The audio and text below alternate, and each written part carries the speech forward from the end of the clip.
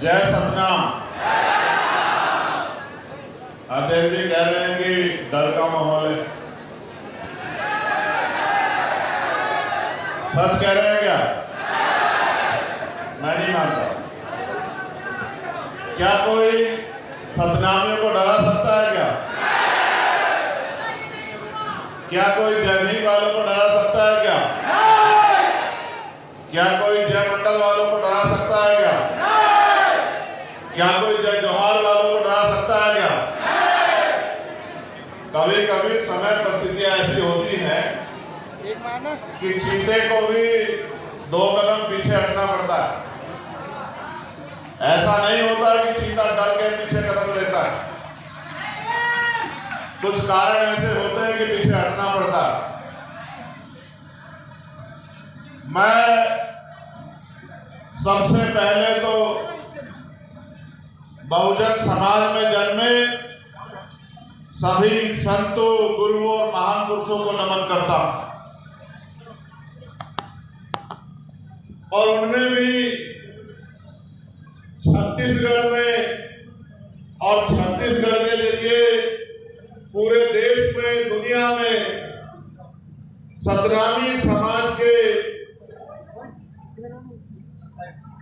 मन का एक समान, यानी कि मानव मानव एक समान का नारा देने वाले, समानता भाईचारे की बात करने वाले, बराबरी की बात करने वाले परम पूजनीय बाबा गुरु घासीदास जी को नमन करता हूं। साथ साथ महामानव तथागत बुद्ध से लेके संत शिरोमणि सतगुरु रविदास जी, भगवान वाल्मीकि जी, गुरु नानक जी, संत कबीर जी, गुरु गाडगे जी महाराज, नारायण गुरु, राष्ट्रपिता ज्योतिबा फूले, छत्रपति साहू जी महाराज, ईवी पेरियार रामानायकर स्वामी, पेरियार लली यादव, बाबू जगदेव प्रसाद कुशवाहा, जननायक कपूरी ठाकुर, महामना रामस्वरूप वर्मा, चौधरी महाराज सिंह भारती, संतराम बी.ए. प्रजापति, बाबू सिद्धदयाल चौरसिया, मानव दीना भाना वाल्मीकि साहब, डॉक्टर बाबा साहब अम्बेडकर साहब और मानव काशीराम साहब को नमन करता हूं। मैं छत्तीसगढ़ की धरती को भी नमन करता हूं। छत्तीसगढ़ की ये महान धरती, यहां उपस्थित एक विशाल जन समूह के रूप में भीम आर्मी आजाद समाज पार्टी और सतनामी समाज के हमारे योद्धाओं को भी मैं नमन करता हूं। मेरी बाईं तरफ उपस्थित हमारी माताओं बहनों को, जिन्होंने हमें जन्म दिया और सींचा, जिन्होंने आगे की पंक्ति में बैठ के सरकार को चुनौती देने का काम किया, उन माताओं बहनों को भी नमन करता हूं। इस मंच पर उपस्थित हमारी पार्टी संगठन के सम्मानित नेतागण और सतनामी समाज के हमारे बहादुर योद्धा जो इस मंच पर उपस्थित हैं, मैं उनको भी धन्यवाद देता हूं, नमन करता हूं।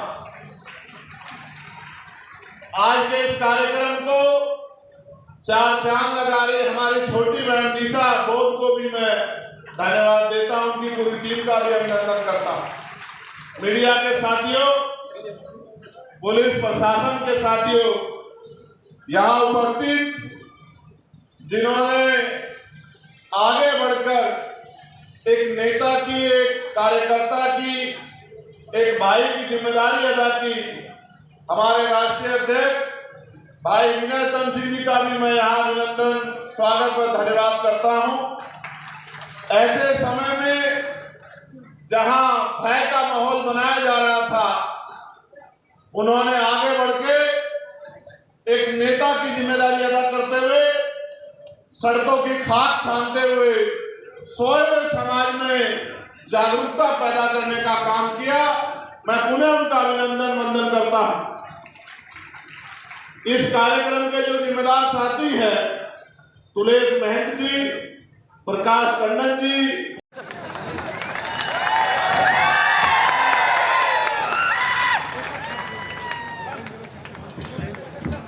नहीं बोले भैया।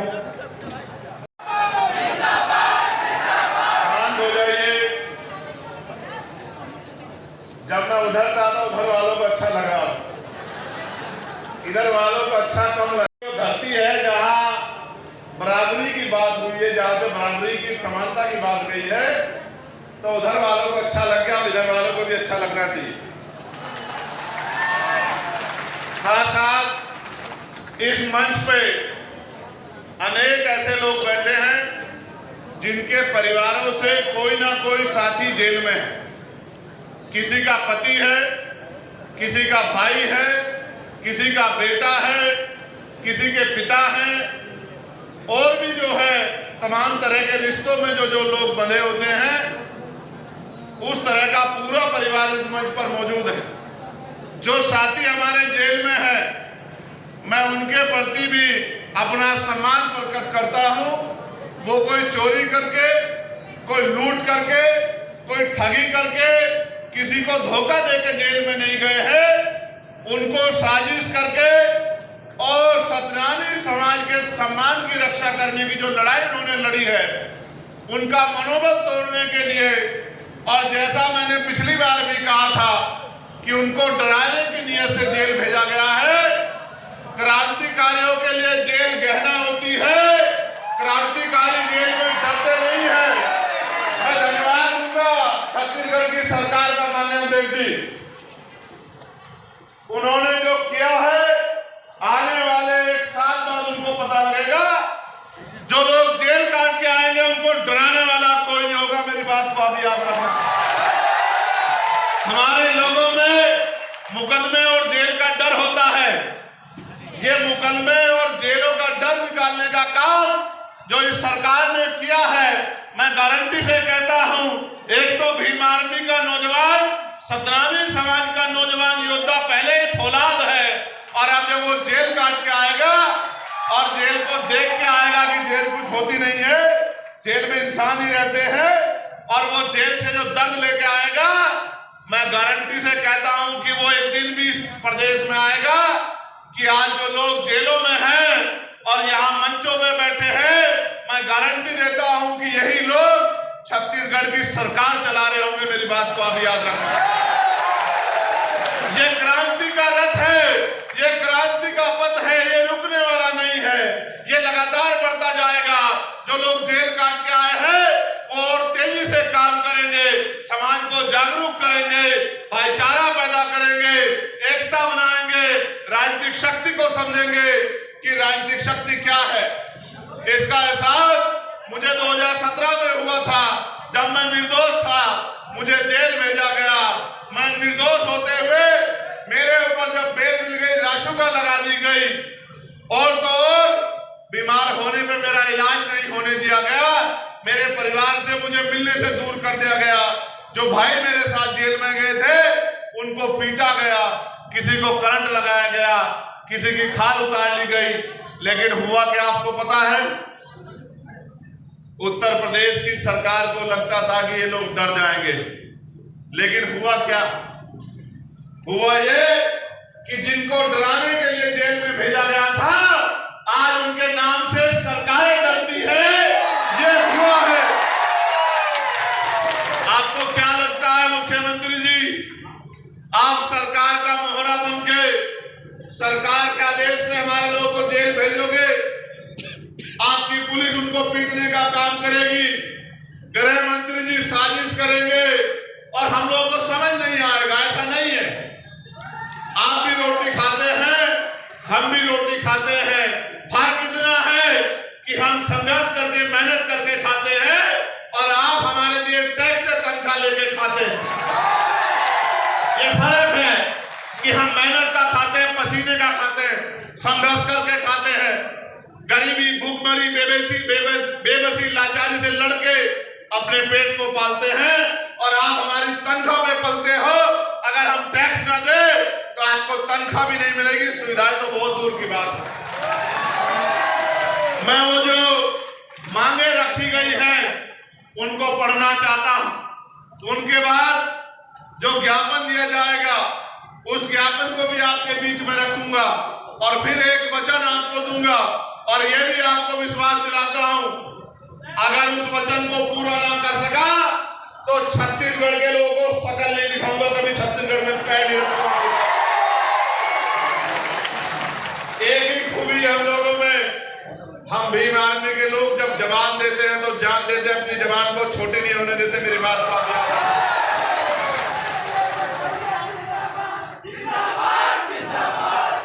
आप जानते हैं इस अन्याय जुल्म के बाद भीम आर्मी के हमारे राष्ट्रीय अध्यक्ष जी ने मोर्चा लिया, सामाजिक न्याय यात्रा शुरू की।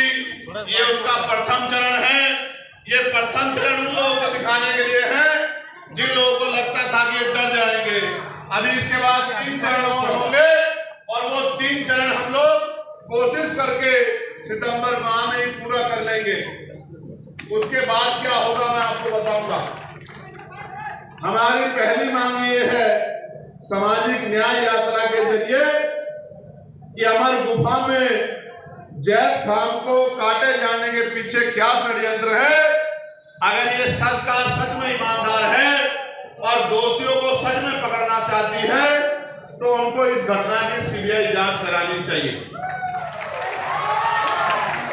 बड़ौदा बाजार में एसपी कार्यालय और जिला कलेक्टर ऑफिस में आगजनी के पीछे क्या षड्यंत्र है उसकी भी सीबीआई जांच इस सरकार को करानी चाहिए। बड़ौदा बाजार में जैद खान के सम्मान में हुए आंदोलन में गिरफ्तार निर्दोष लोगों को बिना शर्त के रिहा किया जाना चाहिए, ये भी हमारी मांग है। साथ साथ प्रदेश सरकार के को प्रमोशन में आरक्षण को लागू किया जाना चाहिए, ये भी हमारी मांग है। जिसकी इतनी संख्या वाली उसकी उतनी हिस्सेदारी नियम के तहत जातिगत जनगणना कराई जाए और यहाँ 16% आरक्षण शेड्यूल कास्ट के लोगों को दिया जाता था, इसको पिछली सरकार ने बिना जातिगत जनगणना कराए कम करके 12 या 11% लगभग कर दिया था। कितने प्रतिशत? 12%, 4% कम कर दिया था। हमारी मांग है कि जातिगत जनगणना करा के संख्या के आधार पर 16% आरक्षण किया जाना चाहिए। छत्तीसगढ़ प्रदेश में दैनिक मजदूरों को बढ़ाकर न्यूनतम वेतन 700 रुपए किया जाना चाहिए। बिना 700 रुपए न्यूनतम वेतन के 7 या 21 लगभग 20,000 रुपए कम से कम एक परिवार को वेतन के तौर पर मिलने चाहिए। जो व्यक्ति काम करता है तभी जाके वो परिवार सम्मान से जो है रोटी की व्यवस्था उनके घरों में हो पाएगी।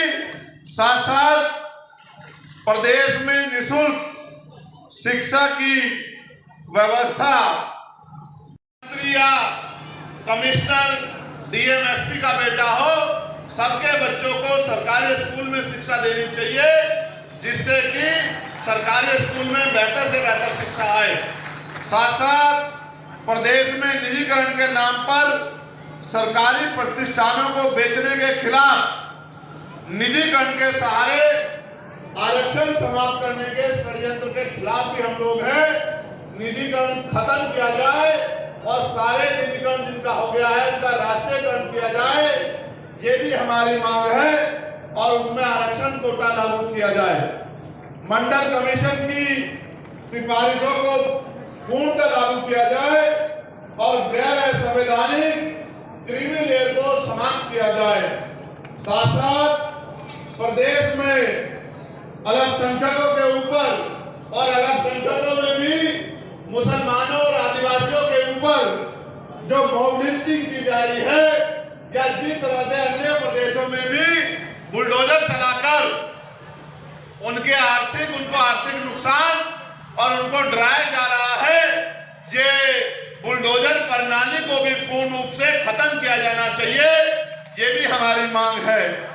साथ साथ प्रदेश में ज्यादातर सड़क दुर्घटनाएं आवारा पशुओं की वजह से हो रही है, जबकि सरकार के द्वारा इनके लिए कई करोड़ों रुपए की गौशाला के नाम पर आवंटित की गई है। उनकी जांच कराकर आवारा पशुओं को गौशाला भेजना चाहिए, जिसकी वजह से प्रदेश में जो सड़क दुर्घटनाएं हो रही हैं उन पे रोक लगे। आप ये जानते हैं, मैंने ये महसूस किया है, जहां जहां भारतीय जनता पार्टी की सरकार है वहां इंसानों से ज्यादा इज्जत पशुओं को दी गई है। इंसान सड़क दुर्घटना में मर जाए कोई बात नहीं, जानवर को नुकसान नहीं होना चाहिए। हम तो जानवर को भी प्रेम करते हैं, मगर जिस परिवार का कमाने वाला चला जाता है उस परिवार का क्या होता है, सरकार को इनके बारे में भी सोचना चाहिए। सोचिए, एक्सीडेंट में कोई परिवार का कमाने वाला चला गया, उसकी पत्नी का, उसकी माँ का, उसके पिता का, उसके बच्चों का क्या होगा? उनको पढ़ाई कहाँ से मिलेगी? उनको खाना कहाँ से मिलेगा? उनको बीमार होने पे इलाज की व्यवस्था कहाँ से होगी? उनके लिए कपड़ों की व्यवस्था कहाँ से होगी? उनके सामान की रक्षा कहाँ से होगी?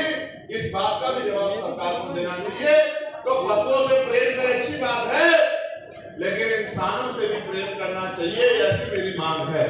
साथ साथ गरीबी रेखा से नीचे जा जीवन यापन करने वालों को जीएसटी से मुक्त करना चाहिए। साथ साथ एससी एसटी के सर्टिफिकेट पर, देखो मेरी बात सुनो, जातिवाद तो दूर नहीं हुआ, छुआछूत तो दूर नहीं हुआ, इतने बड़े बड़े आंदोलन चले, 17 में आंदोलन, फिर भी जातिवाद छुआछूत है।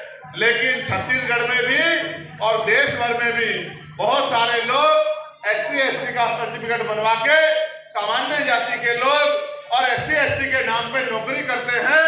इसका भंडाफोड़ भी छत्तीसगढ़ में हुआ था और हमारे नौजवान साथियों ने नगन होके प्रदर्शन करके सरकार के मुंह पे कालिक पोतने का काम किया था। सरकार को इसकी जांच कराई जानी चाहिए। अभी तक आरक्षण का कोटा पूरा नहीं हुआ और आरक्षण में इस तरह की चोरियां भी चल रही हैं।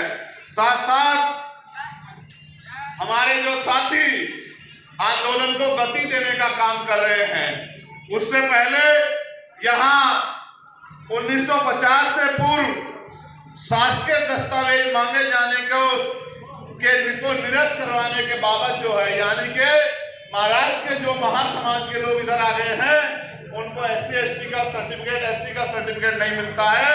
उनको 1950 से पहला सर्टिफिकेट मांगा जाता है, शासकीय कागज मांगे जाते हैं। उन्होंने भी ज्ञापन दिया है कि हमें एससी का सर्टिफिकेट मिलना चाहिए। एक बात मुझे मीडिया के माध्यम से जरूर कहनी है, हमारे नेतागण यहाँ मौजूद है, मैं वचन देके कह रहा हूं, जिन लोगों ने सरकार का मुकाबला करके इस समाज पे जो जुल्म हो रहा था, सतनामी समाज पे, उसको रोकने के लिए आंदोलन को गति देने का काम किया, अपनी जान की परवाह न करते हुए आंदोलन को आगे बढ़ाने का काम किया। आज पुलिस के लोग आंदोलन से डरकर उनको डराने का काम करते हैं, उनकी जांच कराने का काम करते हैं। मैं सरकार को भी और पुलिस और प्रशासन को भी ये कहना चाहता हूं, सरकारें आती जाती रहती है, ऐसा ना हो, ऐसा ना हो कि कमजोर वर्गों के लोगों के हाथों में ताकत आ जाए। कानून संबद्ध करो, संवैधानिक व्यवस्था के अनुरूप करो, कोई बात नहीं, वरना मेरा ये संदेश याद रखना कि रिटायरमेंट के बाद भी जांच होती है, मेरी बात को आप याद रखना।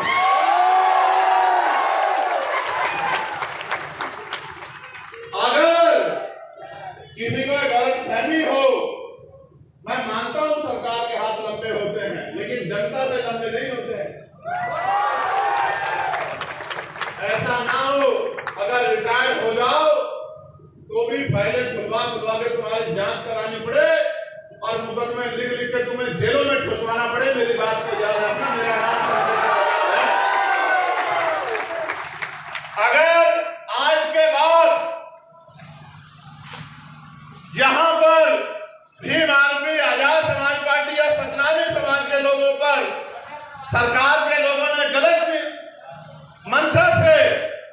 उनको जबरदस्ती डराने धमकाने का काम किया तो छत्तीसगढ़ भवन में कोई भी मंत्री विधायक जाके चैन से नहीं सोएगा। मेरी इस बात को याद रखो।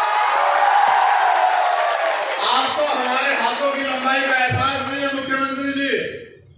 अगर एहसास करना हो तो 11 सितंबर को हम लोग दिल्ली जा रहे हैं। दिल्ली वालों से पूछ लेना कि हमारे हाथ कितने लंबे हैं। एयरपोर्ट से लेके और छत्तीसगढ़ भवन तक उसी तरह का स्वागत आपका करेंगे जिस तरह का स्वागत आपने हमारे लोगों का करा है। मेरी बात का मैं फिर आपको कह रहा हूं, मैंने अपना ये ज्ञापन जो आप लोगों ने दिया ये मैंने पढ़ा। अब आप मेरी बात पर गौर कीजिए। ये पूरे देश को जानना चाहिए कि छत्तीसगढ़ में क्या चल रहा है। छत्तीसगढ़ की पुलिस और एडमिनिस्ट्रेशन जातीय कुंठा को ध्यान में रखते हुए जिस तरह से रात के अंधेरे में हमारे लोगों को गिरफ्तारी के नाम पर पकड़ने के लिए जाता है और घर में रहने वाली हमारी बहन बेटियों को गलत नीयत से देखने का काम करता है, छूने का काम करता है, इस गुंडागर्दी का अंत होगा। मेरी बात को आप याद रखना। मुझे बताया गया, मुझे बैठ में बताया गया कि किस तरह से वर्दी को पहन के गुंडे, सांप्रदायिक गुंडे, जातिवादी गुंडे रात के अंधेरे में हमारे घरों में जाते हैं पकड़ने के नाम पे, गिरफ्तारी के नाम पे। और ये गुंडे हमारी बहनों की तरफ गलत नीयत रखते हैं। शर्म आनी चाहिए छत्तीसगढ़ सरकार को। इन गुंडों पर पाबंदी नहीं लगा पा रही है।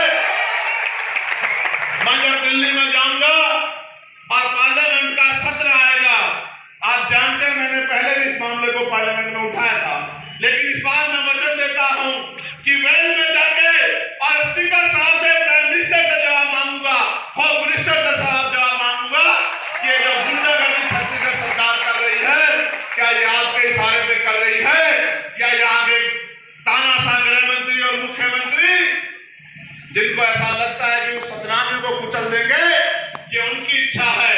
मैं फिर कहना चाहता हूं, गलतफहमी दूर रखना। बहुत आए और बहुत चले गए। सतनाम था, सतनाम है और सतनाम रहेगा। ये तो टेलर है। हरियाणा का और जम्मू का इलेक्शन है। असली पिक्चर मैं आपको मुख्यमंत्री जी अक्टूबर के महीने में दिखाने का काम करूंगा। मेरी बात ये तो टेलर है। इस बार जिस काम को राष्ट्रीय गति ने आगे बढ़ाया है, मैं छत्तीसगढ़ की गली गली जाके जहां सोए हुए समाज में भाईचारा पैदा करने का और टूटे फूटे अपने घरों में रह के इस आंदोलन को गति देने का काम करूंगा। मैं इस बात का आपको वचन देता हूं। आपको क्या लगा मुख्यमंत्री जी छत्तीसगढ़ में आप जुल्म करेंगे और हम लोग सह लेंगे? लंबे समय से भी सहते आए हैं, लेकिन अब समय बदल गया। अब वो समय नहीं रहा। अब इस समाज की लड़ाई लड़ने की बात नौजवानों ने अपने हाथ में ली। और आप जानते हैं मुख्यमंत्री जी कि संघर्षों के साए में घनघोर जवानी पलती है और प्यार उधर झुक जाता है, इस ओर जवानी चलती है। आपको क्या लगता है कि आप जवानों को गिरफ्तार कर लोगे? आपको शायद इतिहास नहीं पता है कि युवा और वायु को कोई कैद नहीं कर सकता है। आज मैं अपने छत्तीसगढ़ के नौजवानों से कहना चाहता हूं, कमर कस लो नौजवान साथियों। आदमी एक बार पैदा होता है, एक बार मरता है। दुनिया उसको इसलिए याद रखती है उसने किया क्या था। बाबा साहब को भी एक बार जीवन मिला, हमारे नेता माननीय काशीराम साहब को भी एक बार जीवन मिला, हमारे गुरु घासीदास जी को ने भी एक बार जीवन जिया। लेकिन वो अमर इसलिए है क्योंकि उन्होंने अपना पूरा जीवन हमारे लिए जिया। हमें भी अपने पूरे जीवन को अपने समाज के लिए, बहुजन समाज के लिए, कमजोर वर्गों के लिए, दलितों, पिछड़ों, आदिवासियों, मुसलमानों, गरीबों, अन्य धार्मिक अल्पसंख्यकों के लिए जीना है। हमें महिलाओं के लिए जीना है, हमें बेटियों की रक्षा के लिए जीना है, हमें किसान मजदूरों के लिए जीना है। अगर हम अपने जीते जी इस जुल्म को नहीं रोक पाए तो हमारे जीवन जीवन का कोई फायदा नहीं, हम में और जानवर में कोई फर्क नहीं। आज भी गिरफ्तारियां हो रही हैं, आज भी सत्ता का घमंड नहीं टूटा। और आप ये जानते हैं सत्ता और विपक्ष मिलके किस तरह सतरामी को कुचलने का काम कर रहा है। कोई बात छिपी हुई नहीं है, कोई बात पर्दे के पीछे नहीं। इनका जो गठजोड़ है वो दिख रहा है कि किस तरह से जुल्म हो रहा है, और ये चैन से बढ़ के सो रहे। मैं आपको आगाह करना चाहता हूं, सियार की खाल में छिपे भेड़ियों को पहचान लो। अगर ये वोट तो लेने हमसे आते हैं, हमारी बस्तियों में आते हैं आरक्षण के नाम पे, संविधान के नाम पे, लेकिन जब सतनामियों की खाल पीटी जाती है और उनको जानवरों की तरफ पीटा जाता है, तो ये एसी के कमरों में चद्दर तान के पड़ के आराम से सोते भेड़ियों को पहचान लो। मेरी बात को आप याद रखना। यहां जब ये आंदोलन शुरू हुआ तो इसका भी विरोध किया गया। आप ये बताओ, आप तमाम लोग बताओ, अपने दिल पे हाथ रख के गवाही को बताओ, ये आंदोलन जरूरी था या नहीं था? बताओ। पर जो लोग इसका विरोध किए वो आपके अपने थे या आपको कुचलने वाले थे? बताओ। क्या ऐसे लोगों का साथ देना चाहिए? मैं ठेकेदारों को भी कहना चाहता हूं, जो समाज की ठेकेदारी कर रहे हैं उनको भी कहना चाहता हूं। मैं उन ठेकेदारों को भी चैलेंज करना चाहता हूं, ठेकेदारों को भी आगाह करना चाहता हूं। अब युवा पढ़ने लगा है, अब वो देश दुनिया को समझने लगा है, अब वो दो दुश्मन को समझ लगा। अब ज्यादा दिन ठेकेदारी भी चलने वाली नहीं। मेरी बात को आप याद रखें। ना ही ठेकेदारी चलेगी और ना ही ठेकेदार बचेगा। वही बचेगा जो समाज के लिए आहुति देगा, बलिदान देगा। जो लोग जेल में है वो अपने लिए जेल में नहीं, वो आपके मान सम्मान की रक्षा के लिए है। जब वो जेल से बाहर आएंगे, मैं भी आपके बीच में होगा, हम लोग फूल मालाओं से उनका क्रांतिकारियों की तरह स्वागत करेंगे। मेरी बात को सरकार को एहसास नहीं कि है कि उन्होंने क्या किया। सम्मानित साथियों, सितंबर तक चुनाव है। 1 अक्टूबर को हरियाणा का वोटिंग होगा, 1 अक्टूबर को जम्मू का वोट पड़ेगा, आखिरी दौर का। मैं आपको विश्वास दिलाता हूं, पार्लियामेंट चलने के 15 दिन बाद तक अगर हमारे लोग बाहर नहीं आए तो मैं आपको वचन देकर कहता हूं कि मैं छत्तीसगढ़ में पैर नहीं रखूंगा। इस बात की आपको गारंटी देता हूं। कुछ भी करना पड़े, कोई भी कीमत चुकानी पड़े, सड़कों पे आंदोलन हो, आमरण अनशन हो जाए, जान चली जाए, लेकिन छत्तीसगढ़ के भाइयों को हम लोग अकेला नहीं छोड़ेंगे। मेरी बात को मैं माननीय जगजी से भी कहूंगा, भीम आर्मी का उद्गम ही, भीम आर्मी का निर्माण इसलिए किया गया था कि समाज में होने वाले जुल्म को हम लोगों को रोकना है। आज अगर सबसे ज्यादा जुल्म कहीं हो रहा है तो वो छत्तीसगढ़ में हो रहा है। मैं माननीय जगजी को कहना चाहता हूं, अपने क्षेत्र के पूरे स्टेट की राजनीति हमारे लिए बाद में है, पहले समाज है, पहले हमारे लोग हैं, पहले हमारी बहन बेटियों की इज्जत है। ये गुंडे हमारी बहन बेटियों की इज्जत की तरफ गलत निगाह उठा रहे हैं। एक भाई का फर्ज बनता है, मर जाए या मार दे। मैं आपसे आग्रह करना चाहता हूं कि आप और समय दो, छत्तीसगढ़ में समय दो, छत्तीसगढ़ में आंदोलन को मजबूत करो। जिस तरह से आपने यहाँ पसीना बहा, अपने 44 साथियों की ड्यूटियां लगाओ और छत्तीसगढ़ को अपने पैरों पर खड़ा करो। चुनाव तो जब आएगा देखी जाएगी, लेकिन चुनाव से पहले भी सरकारों को यह पता होना चाहिए कि छत्तीसगढ़ में अब सतनामियों पे कोई जुल्म बर्दाश्त नहीं किया। सम्मानित साथियों, आप एक बुलावे पे, जहां पैसे में लोग नहीं आते, जहां लोग शराब और खाना मांगते हैं, जहां बढ़िया बढ़िया गाड़ियां मांगते हैं, जहां एक तरफ बैरिकेडिंग लगा के आपको डराने का काम किया जा रहा है, वहां आप इतनी बड़ी संख्या में पहुंचे हैं। मैं दोनों हाथ जोड़ के आपका धन्यवाद करता हूं। और ये सरकार को भी ये जन समर्थन देखना चाहिए। आज सोचिए, अभी तो अध्यक्ष जी ने एक इशारा किया था, आने वाले कल में क्या होगा। आप मेरी एक राय को मजबूत करेंगे क्या? जरा हाथ उठा के बताइए। मैं चाहता हूं, जिन लोगों ने हम पे जुल्म किया, जिस सरकारों ने, हम आपस में चर्चा भी कर लेंगे। अभी मैं चाहता हूं उन लोगों का बहिष्कार अब शुरू होना चाहिए। होना चाहिए, नहीं होना चाहिए? बहिष्कार के बोर्ड लगने चाहिए नहीं लगने चाहिए? क्या हमें उनको बताना चाहिए नहीं बताना चाहिए? आज हम लोग चर्चा करेंगे, इस निकम्मी सरकार को किस तरह उखाड़ फेंकना है इसकी चर्चा करेंगे। हमें ये सोचना पड़ेगा, जो सरकार हमारे लोगों पर जुल्म करेगी, जो हमारे जैद खाम की रक्षा नहीं कर पाएगी, जो सतनामे को कुचलने का काम करेगी, उस सरकार को सत्ता में बने रहने का कोई अधिकार नहीं मिलना चाहिए। और अगर ये छत्तीसगढ़ में हो गया तो आप मानना कि फिर हमें समझना पड़ेगा कि कहीं ना कहीं हम लोग कमजोर हो गए। क्या आप लोग अपने आप को कमजोर मानते हो? आगे देखो, मैं लगातार पार्लियामेंट में आवाज उठा रहा था कि भाई किसान का बेटा हो या मजदूर का बेटा हो, राष्ट्रपति, प्रधानमंत्री, मुख्यमंत्री का बेटा हो, चाहे IAS IPS का बेटा हो, चाहे प्रधान से लेकर विधायक का बेटा हो, सबको सरकारी स्कूल में शिक्षा मिलनी चाहिए।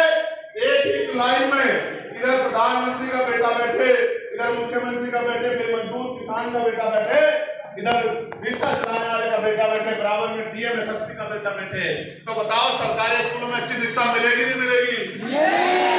समान शिक्षा पॉलिसी लागू हो। ऐसे ही चाहे राष्ट्रपति हो या गांव का प्रधान या सरकारी कर्मचारी जो 4th क्लास का हो या क्लास 1 का, या मुख्यमंत्री राज्यपाल मंत्री हो या विधायक सांसद हो, सबके बच्चों को या उनको भी बीमार होने पे सरकारी अस्पतालों में उनका इलाज होना चाहिए।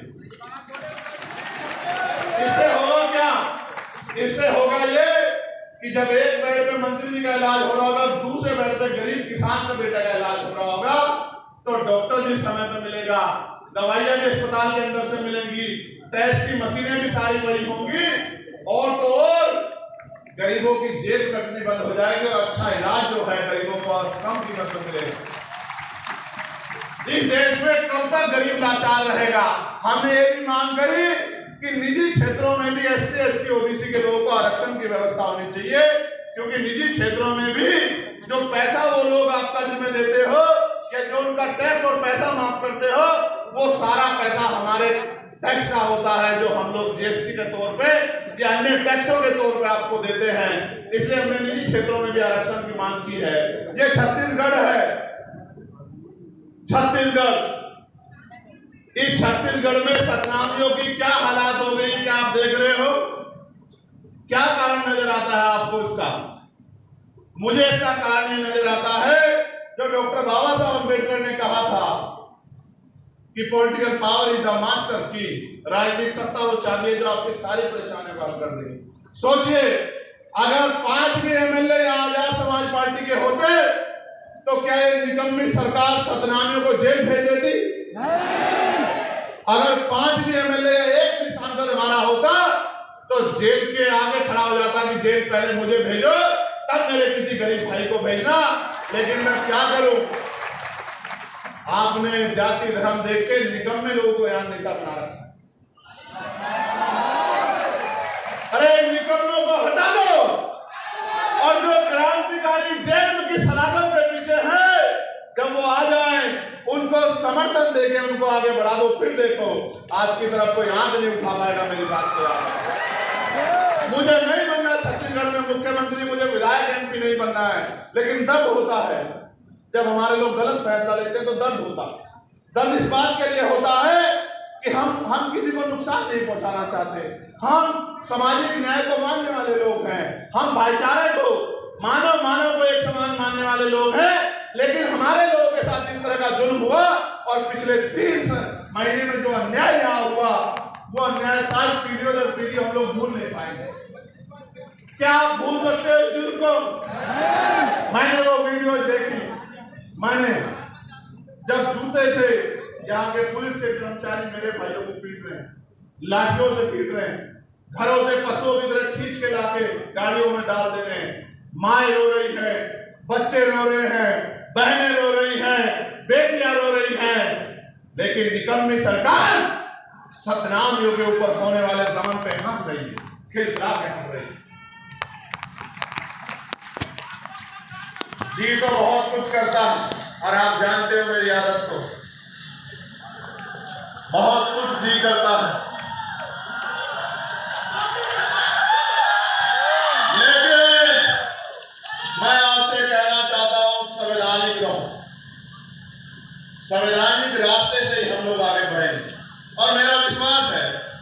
कि आप मेरी इस बात को समझोगे। मैं आपके बात को जानता हूं, मैं आपको एक इशारा कर दूं तो पता नहीं क्या से क्या हो सकता। मैं जानता हूं कि शक्ति, मैं जानता हूं कि छत्तीसगढ़ बंद हो जाएगा। मैं आपकी ताकत को जानता हूं, मैं सतनामियों के झंडे की ताकत को समझता हूं, मगर मैं ये भी बताना चाहता हूं कि हमें अपने गुरुओं के रास्ते पे चलना है, हमें अहिंसा के रास्ते पे चलना है, हमें सत्य के साथ संघर्ष के रास्ते पे चलना है और हमें दमन का जवाब गुस्से से नहीं देना, प्यार से देना। मैं आपके गुस्से को समझता हूं, आपके गुस्से के साथ खत्म हो जाएगा, लेकिन मैं आपसे चाहता हूं कि आप अपने गुस्से को अपनी शक्ति बनाओ, अपनी ताकत बनाओ। जो जुल्म आप पे हुआ है, जुल्म को भूलो मत। इस जुल्म को यहां भी याद रखो और यहां भी याद रखो कि जब आपको दमन किया जा रहा था, जब आपको मारा जा रहा था, जब आपको कुचला जा रहा था, कौन आपके साथ खड़ा था, कौन आपको मजाक बना था, ये भी आपको याद रहना चाहिए। इसलिए मैं आपसे अपील करता हूं, मैं आपसे वादा करता हूं, 1 महीने में ये हरियाणा का जम्मू का चुनाव खत्म हो जाएगा। भाइयों, मेरे कंधों में जिम्मेदारी है, अगर मैं वहां काम नहीं करूंगा तो इस तरह का जुल्म हरियाणा में भी होगा, जम्मू में भी होगा। मेरे कंधों में जिम्मेदारी है कि मैं वहां राजनीतिक शक्ति का निर्माण करूं, आपके संरक्षण के लिए, आपके लिए संघर्ष करने के लिए, आपके आवाज उठाने के लिए। बताओ मुझे पार्लियामेंट में सुनते हो नहीं सुनते तुम लोग? बताओ बताओ, सबसे मजबूत है नहीं आपकी आवाज? बताओ। जब आपका भाई बोलता है तो आना जाता है नहीं अंदर? अब सोचो अगर ऐसे ही लोग आपकी असेंबली में, विधानसभा में चले गए, मैं तो अकेला हूं ना, अकेला हूं ना। लेकिन याद रखना, जब अगली बार 5 साल बाद चुनाव आएगा, अकेला नहीं होगा चंद्रशेखर आजाद वहां, मेरी बात को आप याद रखना। और जिस दिन मेरे जैसे 50 लोग वहां होंगे, उस दिन आप देखना आपका हाथ नहीं फैलेगा किसी का, किसी गरीब की बेटी पे जुल्म नहीं होगा, किसी को भूखे पेट सोना नहीं पड़ेगा, नौजवान का हाथ रोजगार के लिए फैला नहीं होगा, उसके हाथ में रोजगार होगा, मां बहनों तक घर तक रोजगार पहुंचेगा, बेटियों का सम्मान होगा, किसानों को उनकी फसल के दाम मिलेंगे, न्यूनतम वेतन 1000 रुपए होगा, गरीबों की जिंदगी में खुशहाली आएगी। लेकिन हम उसके लिए संघर्ष कर रहे हैं। लेकिन आज जो लड़ाई है वो सम्मान की है। मैं आपसे कहना चाहता हूं, माननीय अध्यक्ष जी अगर आदेश करें तो 1 अक्टूबर के बाद ही हम लोग एक हफ्ते के अंदर ही छत्तीसगढ़ भवन का जोरदार घेराव करेंगे। हम छत्तीसगढ़ भवन की दीवारों को हिला देंगे अपनी गूंज से कि जब तक यहाँ जुल्म करने वाले हाथ चुप नहीं हो जाते और हमारे लोगों को रिहा नहीं कर दिया जाता, हम चैन से नहीं बैठेंगे। आप लोग तैयार हो? आगे सामाजिक न्याय यात्रा में सड़कों पर जाके अपनी आवाज को बुलंद करने के लिए तैयार हो? सोए हुए समाज को जगाने के लिए तैयार हो? मैं आपको विश्वास दिलाता हूं, जितने दिन हमारे लोग अंदर हो रह चुके हैं, अब आगे उतने दिन हमारे लोग अंदर नहीं रह पाएंगे। मेरी बात को आप याद रखना। अब आर पार की लड़ाई हो गई है, बहुत हो गया। रायपुर और लड़ाई आ गई है। और 11 तारीख को जो हमारा आंदोलन है, हमारी रैली है दिल्ली में, उस रैली में भी इस मामले को बड़े पैमाने पर हम लोग उठाने का काम करेंगे। मैं आपसे भी आग्रह करूंगा कि आप लोग भी 11 तारीख को दिल्ली आना।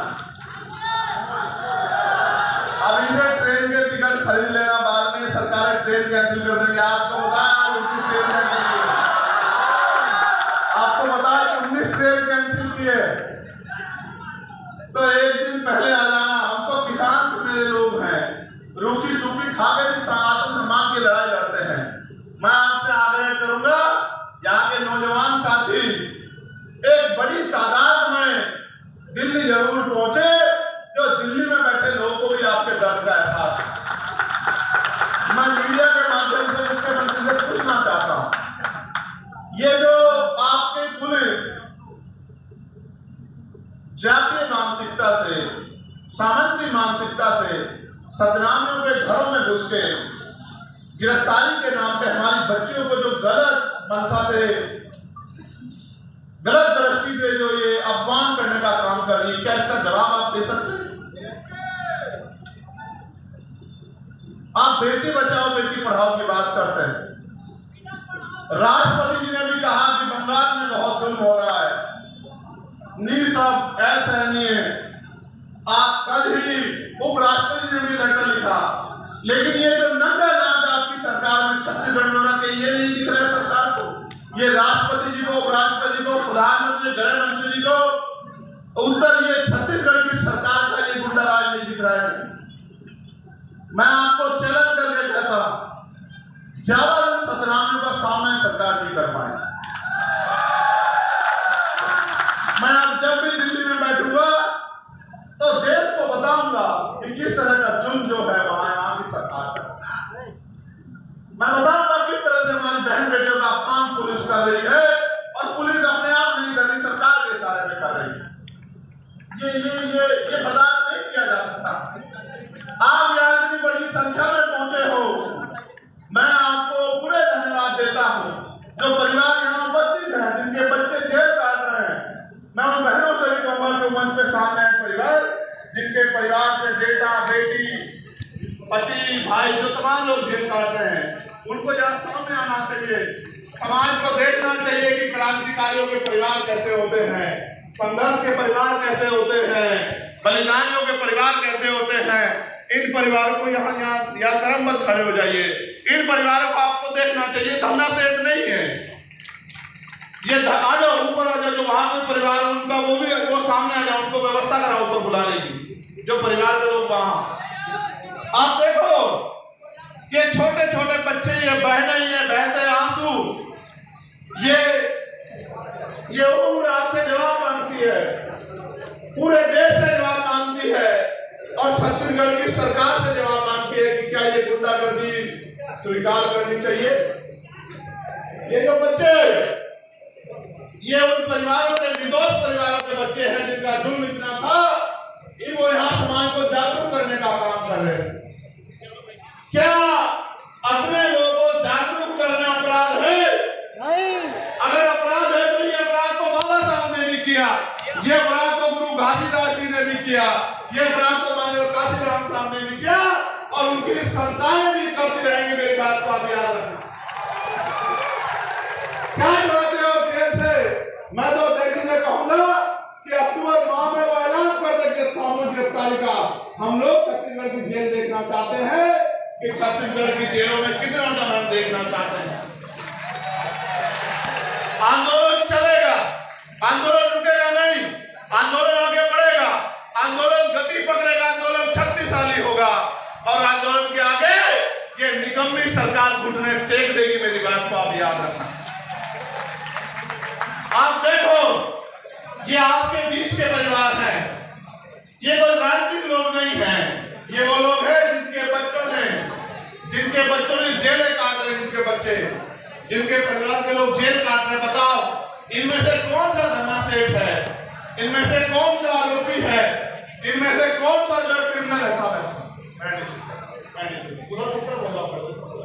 एक दूसरे के सामने नहीं खड़े हो जाओ। बताओ ये किसी उद्योगपति के परिवार के लोग हैं, किसी नेता के परिवार के लोग हैं, या गरीब आपके बीच के कमजोर नौजवानों जो समाज की लड़ाई लड़ रहे उनके बच्चे? बताओ, उनके परिवार के लोग बताओ, दोनों हाथ उठा के बताओ, ये समाज के वफादार परिवार है या ये समाज को धोखा देने वाले परिवार है? बताओ, क्या इन परिवारों का सम्मान होना चाहिए, नहीं होना चाहिए?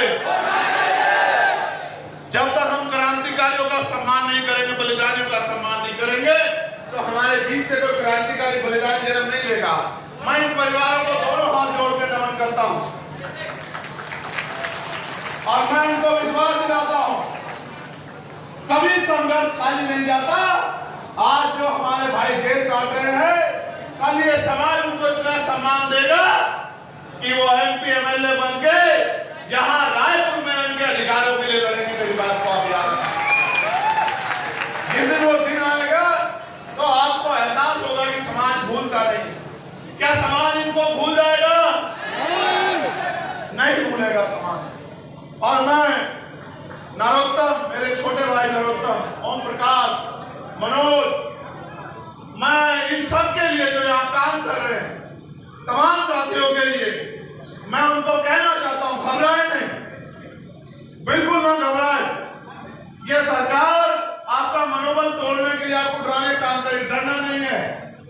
एक दिन वो आएगा कि आप सरकार होंगे और ये लोग ऐसे बहुत दूर कहीं कुर्सियों से गलत खड़े होंगे। मेरी बात को याद रखना, गुंडागर्दी कभी नहीं चलती, दमन कभी नहीं चलता। हम तो वो लोग हैं जिन्होंने पानी के पीने के लिए संघर्ष किया। मैं आपसे पूछना चाहता हूं, आप डर तो नहीं रहे, आपको कोई भय तो नहीं है? अगर आप डर गए, भय लिया आपने, तो उन क्रांतिकारियों को तकलीफ होगी। आप देखना, जिस दिन वो क्रांतिकारी बाहर आएंगे, एक अलग ऊर्जा जो है उनके त्याग तपस्या से छत्तीसगढ़ में पैदा हो जाएगी। आप मेरी बात कर रहे हैं। और फिर मैं आपसे कहता हूं, आज का बलिदान छत्तीसगढ़ को पैरों पर खड़ा करो। आजादी की कीमत चुकानी पड़ती है, आजादी मुफ्त में नहीं मिलती है, अधिकार मुफ्त में नहीं मिलते, फिर कीमत चुकानी पड़ती है। बाबा साहब अम्बेडकर ने अपने 4 बच्चे कुर्बान किए हैं। आज आपका परिवार भी उसी श्रेणी में जा रहा है जिस श्रेणी ने संघर्ष किया और समाज को फल मिला। मैं आपका धन्यवाद करता हूं, और ये जो इतना बड़ा जनसमूह यहाँ बैठा है, मैं इनका भी धन्यवाद करता हूं, मीडिया के भाइयों का भी धन्यवाद करता हूं। और मैं यहाँ के अधिकारी, कर्मचारी और पुलिस के साथियों से भी कहना चाहता हूँ, करो जितना जो कर सकते हैं। वो आपने सुना था ना, जो शहीद आजम सरदार भगत सिंह ने कहा था कि सरफरोशी की तमन्ना अब हमारे दिल में है, देखना है जोर कितना बार हुए कातिल में, और वक्त आने दे बता देंगे तुझे आसमां, हम अभी से क्या बताएं क्या हमारे दिल में। ये नीला झंडा नहीं है, नीला कफन है। ये कफन हम लोगों ने अपने सर पे इसलिए बांधा है कि हमारे प्राण चले जाएंगे, लेकिन हम समाज पे जुल्म नहीं होने देंगे, उनके अधिकारों को छीनने नहीं देंगे। आज जब नौजवान इस नीले पट्टे को गले में पहनता है, तो अपने आप में खुद को गौरवान्वित महसूस करता है। और आप जानते हैं, हमारा तो झंडा भी सफेद और नीला है। सफेद हमारे गुरु घासीदास जी का रंग, और नीला हमारी क्रांति का रंग। और क्रांति और ये शांति का रंग मिलकर जो है ऐतिहासिक बदलाव छत्तीसगढ़ में करेंगे, ऐसा मेरा विश्वास। मैं आपसे कहूंगा कि अब आप सब लोग, जब जब आपको ऐलान किया जाएगा और आपको बुलाया जाएगा, जब जब सड़क पे संघर्ष होगा, जब जब सामाजिक न्याय यात्रा आपके क्षेत्रों से गुजरेगी, तो आप लोग क्रांतिकारियों का फूल मालाओं से स्वागत करोगे, ऐसा मेरा विश्वास है। बताओ, करोगे नहीं करोगे? कोई नाम पूछने लग जाएगा पुलिस का आदमी, आधार कार्ड देखने में डर तो नहीं जाओगे? पक्का? यहाँ सम्मानित अधिकारी आए होंगे, मैं राष्ट्रीय अध्यक्ष से आग्रह करूंगा, अगर वो आ गए हैं तो ज्ञापन कृपया जो है सौंप दें। और मैं आपको ये भी विश्वास दिलाता हूं कि हमारे यहाँ मिनी संसद होती है SC/ST की वेलफेयर कमेटी।